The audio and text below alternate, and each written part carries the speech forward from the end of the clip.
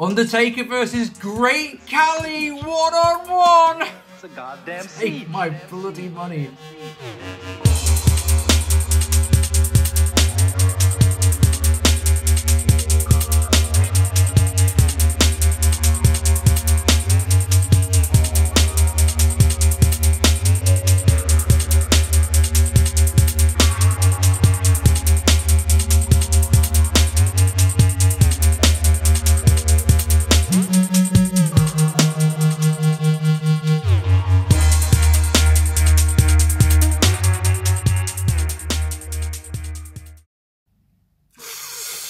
Ladies and gentlemen, and welcome to this. It's another episode of your favourite series, and of course it's mine. It is 10 years ago. Now, ladies and gentlemen, tonight, as you can probably tell by the title, we're going to be looking at WWE Judgment Day 2006.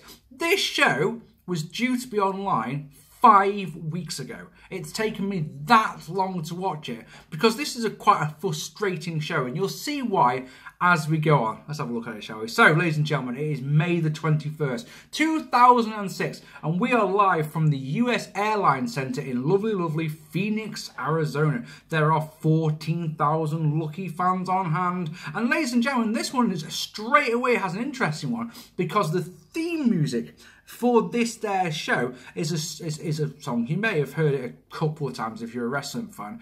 It's called Fire Burns by a band called Killswitch Engage. That, of course, a few years later became CM Punk's theme. Actually, well, just straight away became CM Punk's theme, didn't it, in ECW? So that's an interesting little touch. Because when that comes in, like, oh, I recognise this one. And then you go, oh, of course, CM Punk hadn't made his debut yet. So, yeah, and of course, those 14,000 lucky fans saw Matt Hardy defeat Simon Dean in the dark match. Oh, ladies and gentlemen, we start off with Brian Kendrick and Paul London defeating MNN to win the SmackDown Tag Team Championships. Michael Cole informs us that the champions have lost to the challengers 5 straight times on SmackDown, which is lovely. And of course, the champions come out first, because why wouldn't they? This match is back and forth. The two teams take it in turns to be in control in the early goings, but eventually the champions take over with classic team wrestling, you know, cutting off the ring, quick tags, double teaming, and best of all, Melina getting involved and screaming. Kendrick and London's offense is really nice. It gets decent pops across the board. Kendrick gets battered for ages until he can get the hot tag to London. He cleans house, including her sweet dropkick moonsault combo. You jump up, hits the dropkick, and literally pushes off his opponent into a moonsault. That's really nice. I love that.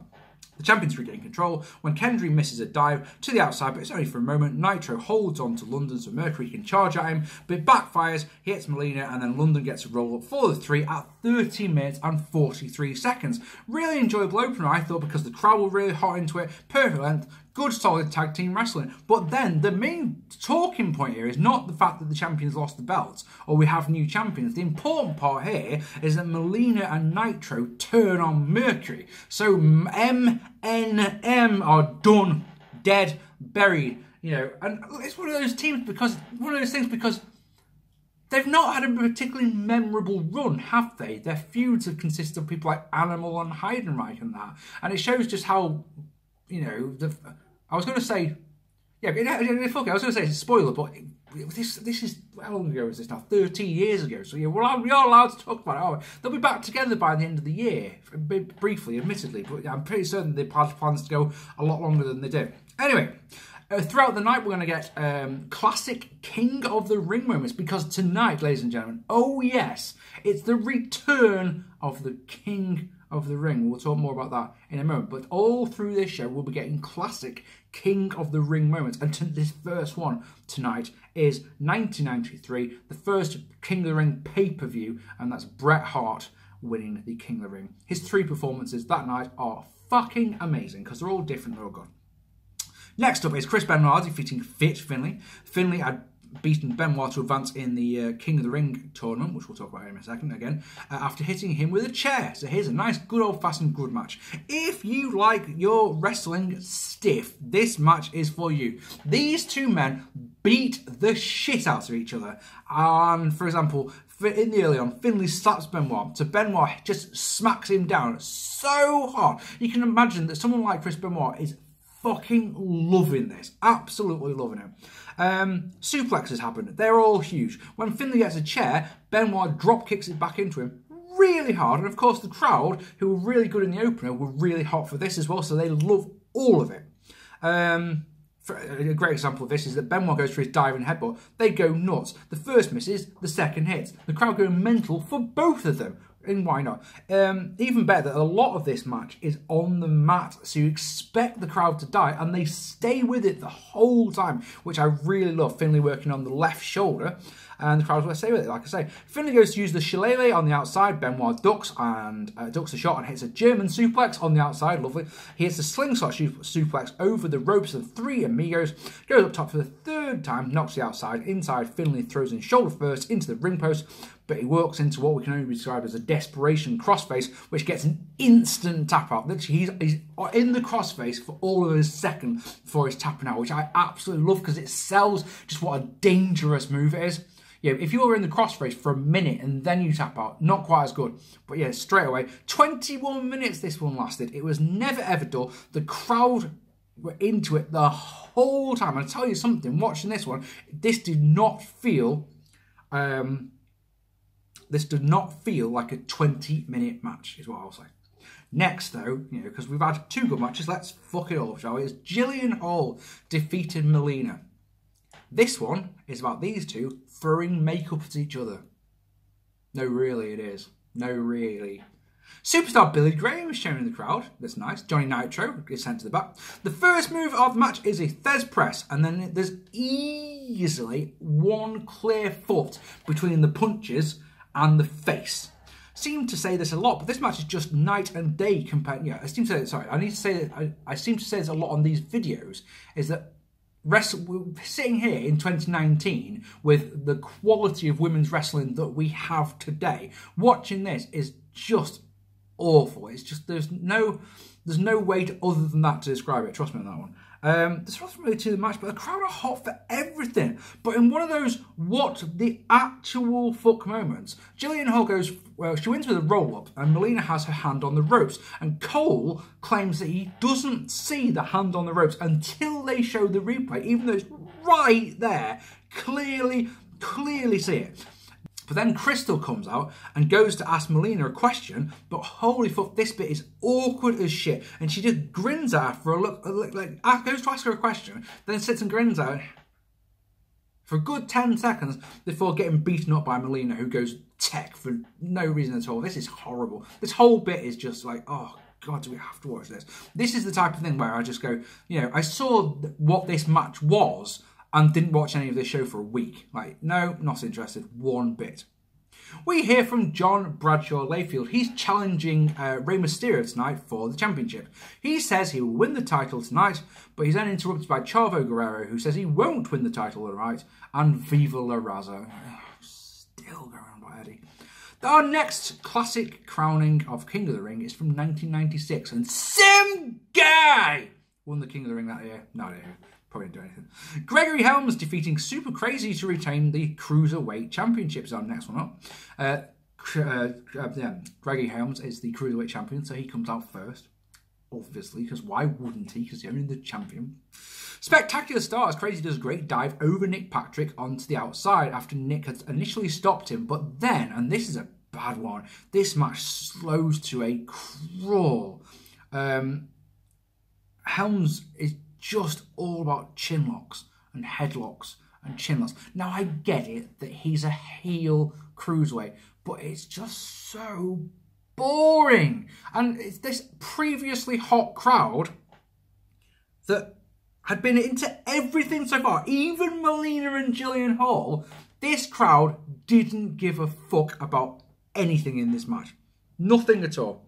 And of course, it doesn't help that Michael Cole and Taz argue about whether Gregory Helms is a high flyer or not. Taz says he is, Cole says he isn't. Lovely, great, well done, cheers for that. When Crazy gets some offense in, the crowd pop, but like I said, there's so little of it, the match mainly plays out to silence. He does do a nice tilt-a-whirl backbreaker and a standing moonsault and a nice missile dropkick. That'll be the That gets a 2, sorry. Misses a moonsault, but gets 2 for... But a big kick gets 2... Sorry. He misses a moonsault, but he gets a big kick for 2. Helms kicks out what feels like his 15th... Yeah, that's the other thing. He doesn't just do headlocks and chin locks. He also does a lot of net breakers. Now, someone like me who loves his psychology, that's, yeah, great, but it kills the match. It kills it. And then, yeah, check this out. So Helms hits what feels like about his 15th neck breaker of the match, and then hits another one, and then we get our... Oh, God, that's a good point, yeah. So it's our 3rd roll-up finish of the night. Here's the thing, this is interesting, isn't it? So we've got bullshit finish in the start of the match, because Paul London got a roll-up on Mercury, so he could get the win, right? And then in the women's match, we had a roll-up, and then this one has a roll-up as well to get the win. So of the 4 matches that we've had so far, 3 of them have not only had bollocks finishes, but have been roll-up finishes as well. How interesting. This match was meh. In the back, Melina shouts at Teddy Long. She slaps him when he won't do anything about their various issues. She's like, oh, you don't see what's going on. Gillian Hall did this. So Crystal did this, and Eminem. So Long does the actual right thing here and fires both Melina and Joey Nitro. Good on you, Teddy. Well done. Next, our classic King of the Ring is from 2000 when Kurt Angle won. Speaking of Angle, segue, Mark Henry defeats Kurt Angle. Now this match, I've got written in big letters here on my notes. This match can't be as bad as their Rumble match. Can it? Lots of question marks. So Henry has been driven through 2 tables, or been driven through a table on 2 separate occasions by Mark Henry. Best ever match, haven't they? Speaking of tables, Mark Henry sets up the announce table before Angle comes out. Cole and Taz don't know why. And he's sat going, God, you two really are the worst, aren't you? The worst. And we'll get a promo as well. Henry hurts people, so Angle come out and get hurt. There we are. There's the promo, pretty much. So, Kurt has tape ribs from his table bump. Angle attacks from the bell. Hits a scary looking roll and dive off the ropes and comes down right on the back of his head. And you're like, damn, sort of one, you know. A couple of nice suit moves, such as Angle countering the world's strongest slam into a DDT. Crowd are hot throughout. They managed to get him back, which is pretty good, especially when Angle gets the Angle slam for 2. World's strongest slam also gets 2. Ankle lock is broken and Angle is sent to the outside. Mark goes to splash Kurt through a table. Kurt moves, so Mark decides to ram him into the ring post. And instead, are you ready for this one? That gets a count-out finish at 9 minutes 11. So 5 matches in, 4 bollocks finishes. The story of this show so far is bollocks finishes.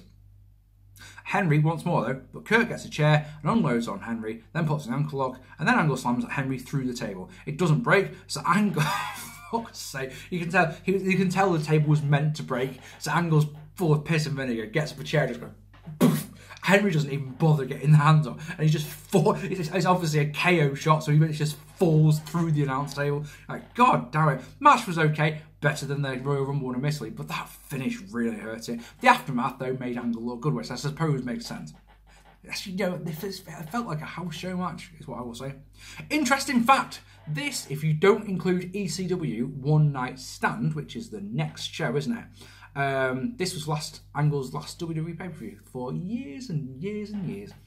So, next up was Booker T defeating Bobby Lashley to win the 2006 King of the Ring. The first King of the Ring, unless I'm very much mistaken, since Bork Laser won it back in 2002.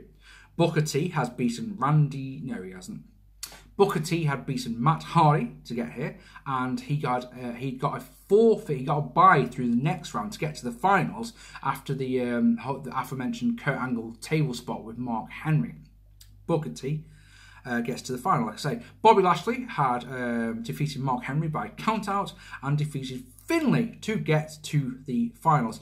I am not a fan of the King of the Ring, as I'm sure you've heard me say many times. Don't really think it elevates many people. For everyone it's elevated, there's been someone who hasn't, and there has been a waste of time. You know, people like, for example, like King Mabel, like Ken Shamrock, like Billy Gunn, you know, for example. And then the ones who did get elevated for it were probably going to be stars anyway. So Triple H and Stone Cold. Bret was already a star. It didn't really do much for Owen. It gave him the title shots, but Angle was going to be a star anyway. Bork was going to be a star.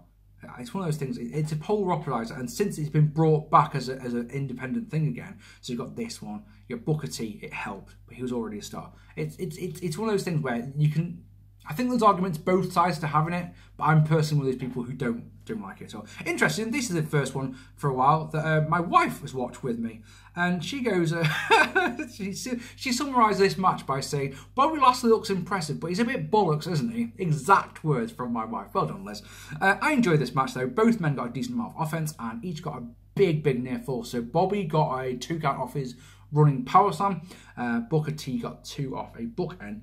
But in what is the running theme of this show, we get another bollocks finish as out comes Finlay to whack Bobby Lashley with his shillelagh, which means that Booker T can hit an axe kick and get the 3.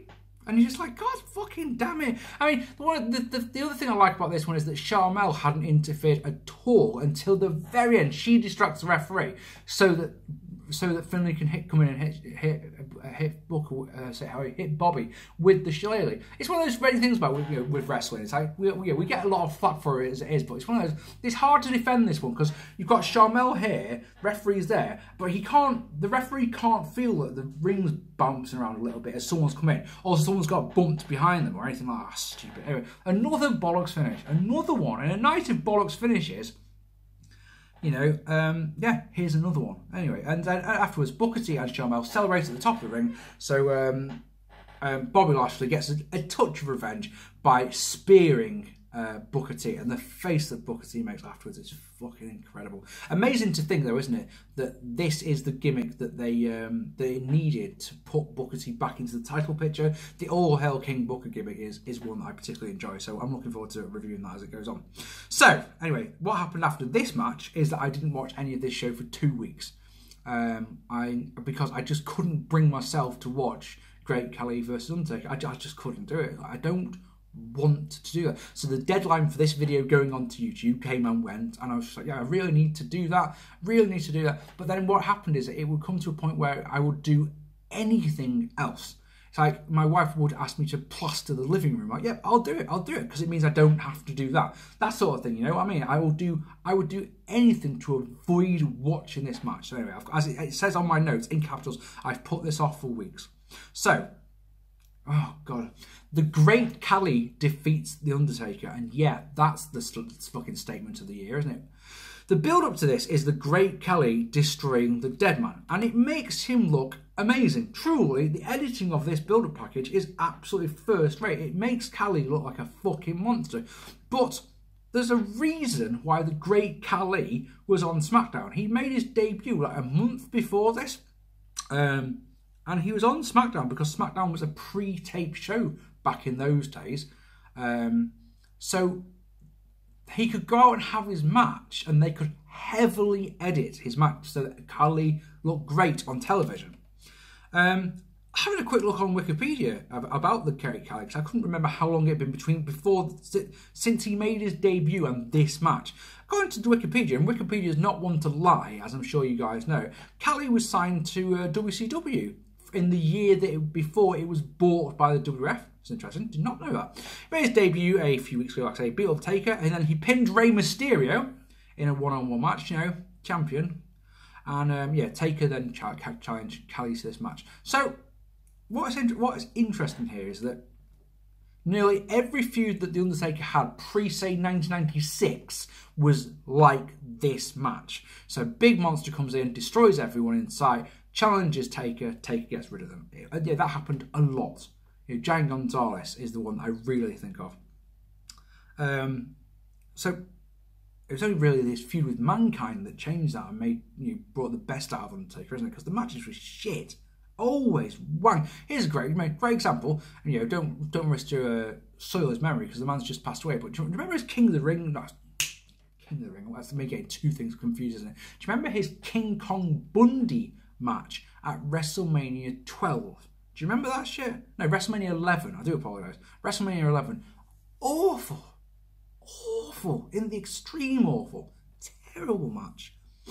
Gosh. So, Undertaker, though, has obviously been told by Vince, I need you to go out there and make Khali look amazing. So, he does everything in his power to make the Great Khali look good. He bumps like a madman for him, and the commentators, obviously, both Cole and Taz, put Khali over something fierce. For example, Khali stops the old school, you know, the tightrope, walking the top rope, by tossing Taker off the top rope. Taker is launched into the steps, for example, then slammed hard, and then hit with a big chop of death. Taker kicks out. It comes back to the old school flying clothesline that traps Khali in the ropes. It's like the old Andre the Giant spot. I'm sure you remember that one. Taker unloads, but Khali's manager Davari interferes. Taker goes to chokeslam him on the apron, but the referee stops him, and this allows Khali to escape the ropes. Taker wants the chokeslam. Khali powers out of it, hits a big boot, and then the chop of death, then another big boot, and a cocky cover gets the 3. And you start going, what the fuck? And then, you know, of course, this man must be, you know, the next chosen one. Interestingly, when he walks down the ring, you can see this is his first pay-per-view match. His knees are fucked. This man, it hurts him to walk. His knees are that fucked. Your enjoyment will depend on your expectations for this one. I think if you go in with really low expectations, there's a good chance you might enjoy yourself with this one. I didn't. I was just like, this is awful in the extreme. This is not a fun show to watch. I mean, not a fun match to watch. So we come to our main event of the evening as Rey Mysterio defeated JBL to retain the World Heavyweight Championship. Our champion Rey Mysterio has lost to Mark Henry, has lost to the Great Khali, and has lost to Kane, all 3 clean as a sheet on SmackDown TV leading up to this. JBL is still the US champion, having won at WrestleMania. JBL's offense is slow and methodical, and what of course does it draw but Eddie chants. Bloody hell. Rey's offense pops crowds, hits a senton to the outside, a crossbody, and of course a low blow. Because he's a good guy. Bradshaw regains control by launching Rey headfirst into the steps, which busts Rey open. JBL attacks Rey on the outside in front of Rey's family, hitting a fall-away slam because he's naughty. In the ring, Bradshaw slowly batters Rey. A big boot is particularly vicious, but he follows up with a sleeper, you know, to really kill this crowd once and for all. It's so hot for most things. They're even quite perky throughout the Undertaker versus Khali match, but now they're just Rey gets them back, though, with a moonsault for 2. He gets a crossbody and a kick to the head, but he's cut off again. He counteracts a powerbomb, gets a 619, but JBL shoves the ref in front of the West Coast Pop. A powerbomb gets 2 for JBL from another ref, so Bradshaw, being the idiot that he is, takes out the referee. The second referee, I should say. Well done there. Well done. He gets a chair, Rey Mysterio kicks it into his face, hits a 619 and a frog splash to get the win at 15 minutes and 56 seconds. And then Chavo Guerrero comes out so they can, you know, so he can just pinch his moment, to be honest, doesn't he? And they celebrate to end the show. I think the thing with this one, ladies and gentlemen, is I don't think JBL was never going to win this match, was he? All right, admittedly a former world champion, but he was at the point, yeah, he's US champion, and he was never ever going to win this match. So even though Rey had lost so many times on TV, at no point you thought he was going to win, and it was all right at best. Like I say, JBL's crap, isn't he? So this show is one that has nothing memorable on it at all. You know, you can go and watch Undertaker versus Great Khali for completionist purposes, I suppose, if you really want to watch every one of Undertaker's pay-per-view matches. But, I mean, I can't give you in good conscience, give you any good reason to watch this show, other than because you want to review it, because you're doing a series that reviews things. So if you're doing all of 2006, for example, like I am, if you're doing all of Undertaker, if you want to see why MNM split up, then go for it. If you want to go and watch just how bad Rey Mysterio's title reign was, off you go. But there is nothing that really stands out. Bobby Lashley versus Booker T is probably your match of the night, or maybe the opener, one of the two. And who knows what, depends how much enjoyment you get out of them, will depend on what you think of the finishes. So yeah, an entirely avoidable show that will make you mad because the finishes are all so bad. Ladies and gentlemen, let me know in the comments what you thought of this show. My next review is going to be a big one, isn't it? Because it's going to be ECW One Night Stand 2000. It's not. I'm sorry. I've just this second thought. I'd forgotten. Isn't there a Saturday night's main event in between where it's WWE versus ECW? I'm almost certain that's the case. Yeah, so my next review will be that Saturday night's main event. Okay, ladies and gentlemen, thank you so much for watching. I apologise this video has taken as long as it has. If you haven't already, hit that subscribe button. Follow me on Instagram and on Twitter. I've been Mark P. Thank you ever so much for watching. Take it easy and good night. Take it easy, guys.